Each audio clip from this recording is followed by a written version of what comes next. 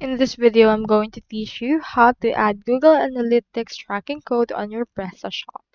So in order to do that, you can actually do this directly into your actual Prestashop. So from there, just head over to the home page and then locate the Prestashop offers. They have three kinds of offers. On this case are Classic, Hosted, and Enterprise. Just choose which one resonates with you the most. In my case, I'll head over and choose right here the Hosted one. So let's proceed to click on this.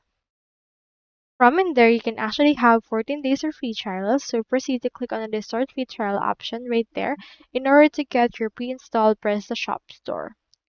Now, on your actual Prestashop, you should be able to find the Modules tab, so just head over and click on Add Module and then locate Google Analytics directly from your actual store. Now, if you don't have that, you can also head over to Google Analytics, go to analytics.google.com, and from in there, just click on your accounts. So you can create a new account if you would want right here as well.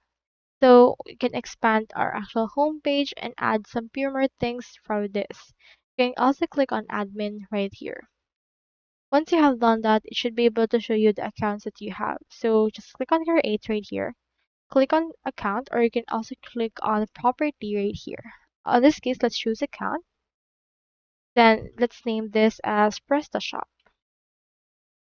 Scroll down and then enable some things. Click on next. Enter right here the property details. After that, add right here the reporting time zone and currency. Click on next and then input right here the industry category as well as the business size. From in there, choose right here the business objectives. After that, click on create. Once you're in there, just accept the terms and condition. And after this, you just need to actually add your platform. Click on web.